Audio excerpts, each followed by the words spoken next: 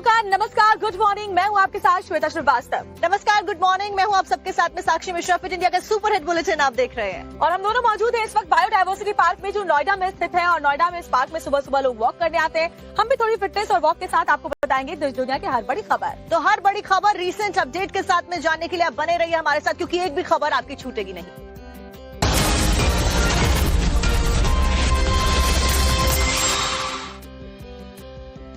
Fit India में सबसे पहले बात करेंगे मेरठ से आ रही बड़ी खबर की। बुलेटिन की शुरुआत ही इस खबर के साथ में करेंगे, क्योंकि इसमें एक सनसनीखेज खुलासा हुआ है। ये बड़ा खुलासा ये है कि सौरभ मर्डर केस में बॉडी को गलाने के लिए सीमेंट के ड्रम का इस्तेमाल किया गया था। और सोचिए कितने शातिर ये दोनों जो हत्यारे हैं, जो सौरभ की पत्नी और साथ ही उसका प्रेमी साहिल, ये कितने प्लानिंग के साथ इस मर्डर को अंजाम दिया गया।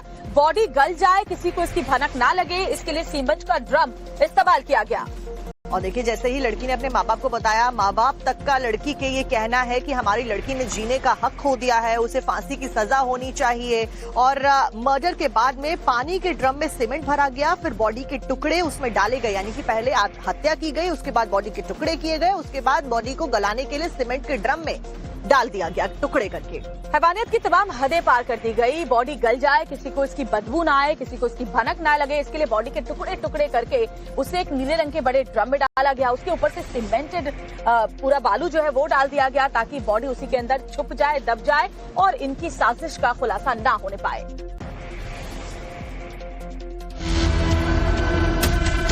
के सीने में ताबड़तोड़ वार किए और उसकी हत्या कर दी। सौरभ की हत्या करने के लिए जो चाकू इस्तेमाल हुआ, वो चाकू मुस्कान ने मेरठ की ही एक दुकान से खरीदी थी। इस मामले की जांच करते हुए पुलिस की टीम उस दुकान में भी पहुंची। कत्ल की प्लानिंग करने के बाद चाकू जो है वो पास के ही शारदा रोड के एक बर्तन स्टोर से खरीदा था, ऐसा उसने पुलिस को बताया। जिसके बाद पुलिस की टीम जो है इसी सिंघल जी बर्तन वाले स्टोर पर पहुंची थी। यहाँ पुलिस ने बातचीत भी की। हालांकि जाहिर तौर पे चाकू की जो डेट उसने बताई, उस डेट का सीसीटीवी फुटेज जो है वो अवेलेबल नहीं है। लेकिन पुलिस की टीम यहाँ पर आई थी। पुलिस ने बाकायदा इनसे चाकू जो है वो चेक किया, और ये इस तरीके के चाकू का बाकायदा पुलिस जो है वो फोटो भी अपने साथ लेकर गई है। मुस्कान और साहिल सौरभ की हत्या के बाद लाश को बाथरूम में लेकर गए, जहां गला काटने के बाद लाश के 15 टुकड़े किए। पुलिस अब इस मामले की जांच में चाकू बेचने वाले दुकानदार से भी पूछताछ कर रही है। कि किसी देखिए कौन कुछ भी क्या चीज को क्या हथियार बना रहा है कह नहीं सकते हैं। हमारे यहाँ तो फ्रूट नाइफ, वेजिटेबल नाइफ बिकते हैं सारे के सारे। ये इस तरह का जो चाकू का फोटो लिया है, फ्रूट नाइफ इस पर लिखा आता है पैकेट पर इसके। ये पैकिंग आती है इसकी, और ये चॉपिंग बोर्ड पे चलता है हमारे यहाँ तो सब्जी काटने के लिए। मेन की ये सब्जी काटने के लिए चॉपिंग बोर्ड आते हैं लकड़ी के। इसका हैंडल टूट जाएगा अगर बहुत हार्ड चीज पर इसको हम काटेंगे तो इस तरह से काटने के चॉपिंग में काम आती हैं सब्जियां, टमाटर, प्याज, खीरा, मूली, फ्रूट्स। तो इसी में चलते हैं जी चाकू हमारे तो। अगले दिन यानी 5 मार्च को दोनों बाजार गए और वहां से एक बड़ा प्लास्टिक का ड्रम, सीमेंट और रेत खरीद कर लाए। सौरभ के शव को ड्रम में डालकर ऊपर से सीमेंट और रेत डालकर उसे पूरी तरह बंद कर दिया। जिस तरीके से ड्रम में इन लोगों ने बॉडी के टुकड़ों को छिपाया था, निश्चित तौर पर जब पहली नजर में देखने से पता ही नहीं चल रहा था कि यहाँ पर कोई लाश छिपी हुई है।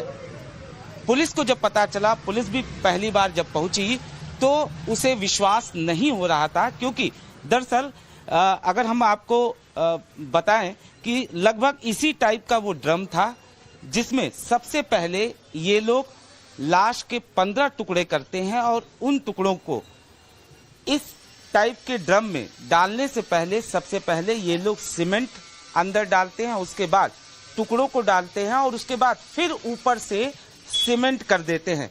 इतना ही नहीं, ढक्कन बाकायदा इस पर लगाया जाता है। इस पूरे कांड को अंजाम देने के बाद दोनों शिमला और मनाली घूमने चले गए। 17 मार्च को मुस्कान और साहिल शिमला से वापस लौट आए और 18 मार्च को पकड़े गए। मुस्कान के पड़ोसियों का भी कहना है कि साहिल अक्सर उसके घर आता जाता रहता था। नहीं, किसी से नहीं बात करती। अच्छा, किसी से बात नहीं करती। और ये जो साहिल नाम का लड़का है वो आता जाता था यहाँ पे? वो तो आता था, रोज ही आता था। अच्छा, रोज ही आता था। वैसे किसी से कोई मतलब नहीं था, ना वो बोलता था किसी से, आता था, उसे सामान दिया और लेके चला जाता था। अच्छा, हाँ, दिन में 2-3 बार तो आता ही था, सुबह शाम तो आता ही आता था। अच्छा, सुबह शाम आते ही जाते हाँ। मेरठ में हुए इस सनसनीखेज मर्डर से पूरा देश दंग है। मुस्कान और उसका बॉयफ्रेंड साहिल अब पुलिस की गिरफ्त में है। इस मामले में तंत्र मंत्र का भी एंगल सामने आ रहा है। पुलिस पूरे मामले की जांच में जुटी हुई है। और अगली एक और बड़ी खबर आपको बताते हैं। देखिए, यूपी के बहराइच में महमूद गजनवी के सेनापति सालार गाजी को लेकर के लगातार जो सियासी तनाव है वो पसरा हुआ है और उसके नाम पर लगने वाले मेले पर रोक लगाने की मांग उठी तो खुद सीएम योगी ने बहराइच पहुंचकर आक्रांताओं के समर्थन करने वालों को चेतावनी दी है। मुख्यमंत्री योगी आदित्यनाथ कल बहराइच के दौरे पर रहे। इस दौरान उन्होंने आक्रांताओं के ऊपर बयानबाजी भी करी। उन्होंने कहा कि आक्रांताओं का महिमा मंडन जो भी कहेगा उसे देशद्रोही कहा जाएगा। इसके साथ साथ में इसके ऊपर सियासी उबाल देखा जा रहा है और मौलाना क्यों इस बयान के ऊपर भड़क गए, आपको रिपोर्ट में दिखाते हैं। यूपी में संभल से लेकर बहराइच तक महमूद गजनवी के सेनापति सालार गाजी के नाम पर लगने वाले मेले पर रोक लगाने की मांग हो रही है तो मेरठ में औरंगजेब के वजीर रहे अबू मोहम्मद खान की कब्र हटाने की मांग उठ रही है। योगी सरकार के विरोध के बाद जब संभल में प्रशासन ने सालार गाजी की याद में लगने वाले नेजा मेले पर रोक लगाई तो उसके बाद भदोही, जौनपुर, बहराइच समेत यूपी के कई शहरों में इन आक्रांताओं के नाम पर लगने वाले मेले को रोकने की मांग जोर पकड़ने लगी।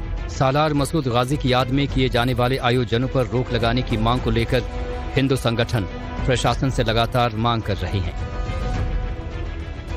इसी कड़ी में सीएम योगी खुद बहराइच पहुंचे और योगी ने भी दो टूक कह दिया कि जो भी आक्रांताओं का महिमा मंडन करेगा उसे देशद्रोही माना जाएगा और नए भारत में ऐसे किसी देशद्रोही को स्वीकार नहीं किया जाएगा।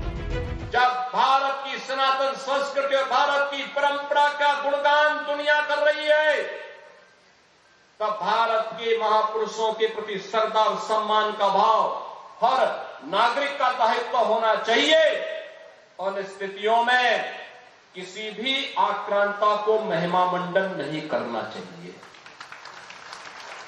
आक्रांता का महिमा मंडन का मतलब देशद्रोह की नींव को पुख्ता करना और स्वतंत्र भारत ऐसे किसी देशद्रोही को स्वीकार नहीं कर सकता है।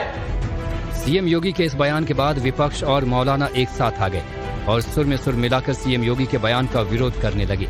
मौलाना ने तो ये तक दावा कर दिया कि सैयद सालार मसूद गाजी सोमनाथ पर गजनवी के हमले के वक्त तो पैदा ही नहीं हुआ था। संभल के अंदर जो नेजा मेला लगता है सैकड़ों साल से लगते चला आया है। आज जो प्रशासन ने इसके ऊपर रोक लगा रहा है वो कल यहाँ थे, वही प्रशासन था जब पिछले साल भी तो हुआ और उन्होंने उस वक्त तो ये बात नहीं कही। हालांकि मुस्लिम पक्ष ने जो ये कराते हैं लोग जिसका आयोजन कराते हैं उन्होंने उनसे ये कहा था कि रमजान है, रमजान की वजह से हम थोड़ा टाइम बढ़ाएंगे तो प्रशासन ने मना कर दिया, हम टाइम नहीं बढ़ाएंगे, इसी टाइम में अगर आपको करना है तो करिए। उस वक्त ये बात क्यों नहीं आई कि ये क्रूर शासक था, इसने ये कर दिया।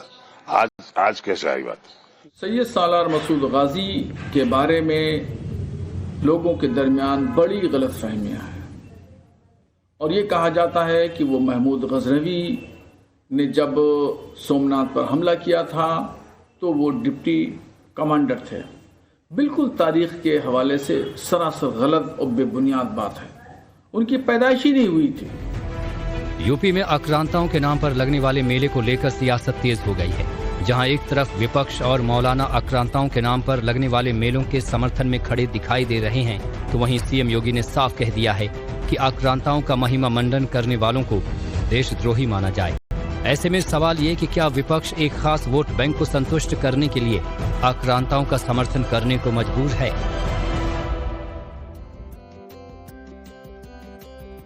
और आज क्योंकि शुक्रवार है ऐसे में संभल से इस वक्त की बड़ी खबर आपको बता दें। एक तरफ जहां विवादित ढांचे की रंगाई पुताई का काम कहा जा रहा है कि आज पूरा हो जाएगा, वहीं जुमे की नमाज को देखते हुए और रंगाई पुताई के काम को देखते हुए फिलहाल प्रशासन पूरी तरीके से अलर्ट मोड पर संभल में नजर आ रहा है और पुलिस फोर्स की मौजूदगी आज भी जबरदस्त तरीके से वहां देखी जा रही है। बड़ी खबर आपको बता रहे हैं। और संभल से बड़ी खबर जहां एक और कुएं की दरअसल खुदाई आज से होनी है। विवादित ढांचे की रंगाई पुताई भी पूरी की जा सकती है। सुरक्षा बलों की पेट्रोलिंग है और नेजा मेला पर पाबंदी है। और इसको लेकर क्योंकि आक्रोश लोगों में देखा जा रहा है, जो निजाम मेला के आयोजक थे खास तौर पर, तो उसको देखते हुए भी पुलिस की गश्त बढ़ा दी गई है। और देखिए, एक तरफ जहां मुख्यमंत्री योगी आदित्यनाथ ने आक्रांताओं के खिलाफ जो बयान दिया है, उसको लेकर ऑलरेडी जो सियासी उबाल है वो देखा जा रहा है मौलानाओं के बीच में, और सियासी तौर पर भी बयानबाजी इसको लेकर शुरू हो गई है। वहीं दूसरी तरफ अब नेजा मेला के ऊपर प्रशासन की मनाई भी इसके ऊपर एक अलग संदेश दे रही है।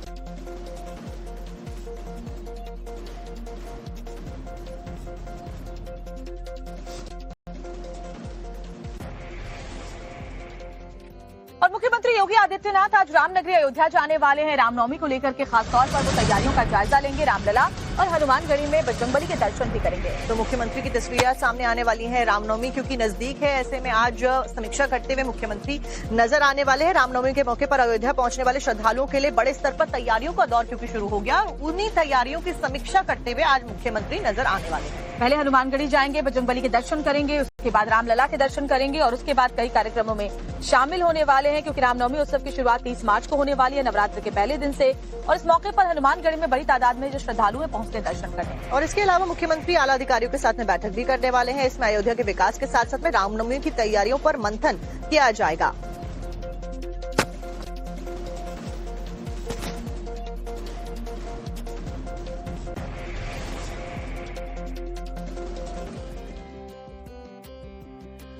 उत्तराखंड से इस वक्त की बड़ी खबर आपको बता दें, जहां पर अवैध मदरसों के खिलाफ में एक्शन लगातार जारी है। कुल मिलाकर 110 जो अवैध मदरसे हैं उनके ऊपर अब तक ताला लग चुका है उत्तराखंड। और धामी सरकार ने पहले भी ये साफ कहा है कि इस तरह के जो अवैध मदरसे हैं उन पर एक्शन लिया जाएगा।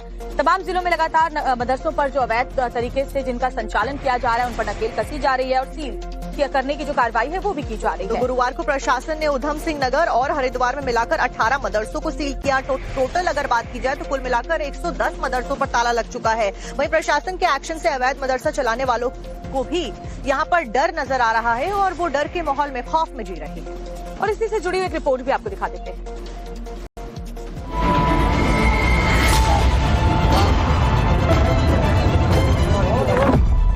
हरिद्वार में मदरसे पर ताला, उधम सिंह नगर में भी एक्शन।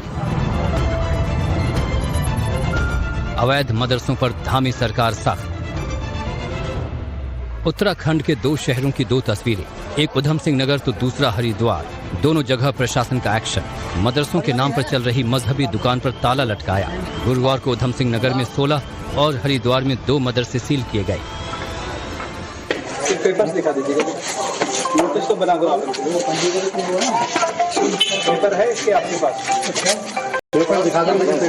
नहीं, अप्लाई नहीं किया हुआ आपने? क्या कर रखा? किस नाम से किया हुआ आपने? दारुल उलूम उस्मानिया। उत्तराखंड प्रशासन दारुल उलूम उस्मानिया जैसे 110 अवैध मदरसों पर ताला लटका चुका है। लगातार अवैध मदरसों के खिलाफ पहाड़ पर सरकार की सख्ती देखने को मिल रही है। बिना परमिशन चल रही मजहबी दुकानों को सरकार बंद करने में लगी हुई है।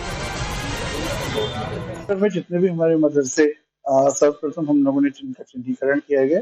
इन चिन्हीकरण के अंतर्गत सबसे पहले तहसील खटीमा में कार्रवाई संपादित की गई। उसके बाद तहसील सितारगंज, तहसील आज यहाँ पे हमारा काशीपुर में कार्रवाई चल रही है। तो एक एक तहसील को उसमें लिया जा रहा है। अवैध इनका पंजीकृत कराने का भी एक तरीका होता है। पंजीकृत अगर रेडी नहीं है तो वो अवैध श्रेणी में आएंगे, उस पर कार्रवाई हो रही है। धामी सरकार अवैध मदरसों पर लगातार शिकंजा कस रही है। पिछले 1 महीने से सरकार की तरफ से प्रशासन को मामले में फ्री हैंड है। बिना सरकार के मंजूरी के चल रहे मदरसों को प्रशासन सील कर रहा है, जिससे अवैध मदरसे चलाने वालों में हड़कंप मचा हुआ है। उत्तराखंड में मदरसों को सरकारी तालाबंदी हो जाना फिक्र का बाइस है और बहुत ज्यादा ये सोचने की बात है और धार्मिक स्वतंत्रता पे कहीं न कहीं हमला है। मदरसों को लेकर धामी सरकार का रुख साफ है। प्रदेश की असल पहचान के साथ किसी भी छेड़छाड़ को बर्दाश्त नहीं किया जाएगा। जो भी धर्म की आड़ में अवैध गतिविधियों में शामिल होगा उसके खिलाफ एक्शन तय है। देखिए, जिलाधिकारी महोदय हरिद्वार के द्वारा निर्देश दिए गए थे, जो भी मदरसे अपंजीकृत हैं उनकी जांच करी गई। जिनका ना मदरसा बोर्ड में पंजीकरण है, ना ही शिक्षा विभाग में पंजीकरण है, उनकी जांच करके उनके खिलाफ सील की कार्रवाई की गई। इसी के क्रम में थाना श्यामपुर क्षेत्र के में गंडी खाता में गुजर बस्ती के अंतर्गत 2 मदरसों का सील करा गया और ये कार्रवाई आगे भी निरंतर जारी रहेगी। प्रशासन ने उधम सिंह नगर के काशीपुर और सितारगंज क्षेत्र में भी 15 मदरसों पर ताला लगाया है। भारी पुलिस बल की मौजूदगी में अवैध मदरसों के खिलाफ कार्रवाई की गई। सील किए गए ज्यादातर मदरसों के पास रजिस्ट्रेशन के कागज तक नहीं थे।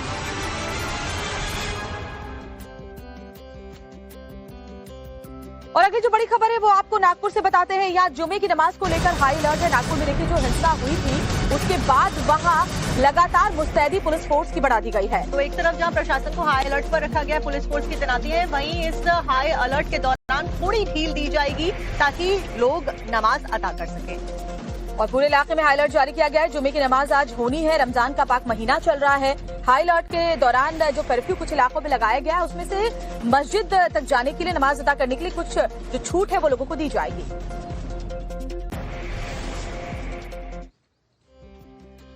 और आपको रिपोर्ट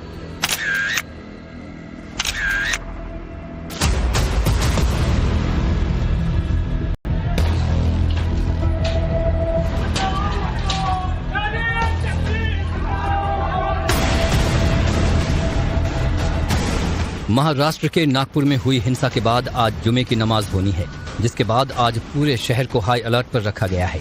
चिटनिस पाक इलाके में पुलिस फोर्स की भारी तैनाती की गई है। जुमे से एक दिन पहले ही पूरे शहर में पुलिस की अलग अलग पेट्रोलिंग टीम गश्त कर रही है और हर आने जाने वाले पर पैनी नजर रखी जा रही है। आज जुमे की नमाज के दिन नागपुर में कुछ जगहों पर कर्फ्यू में ढील दी जाएगी। कुछ जगह पे कर्फ्यू अभी भी लगाया गया है। वो हम कंटिन्यूअस सीपी सर के टच में है। अभी लॉ एंड ऑर्डर पूरी तरह से कंट्रोल में है।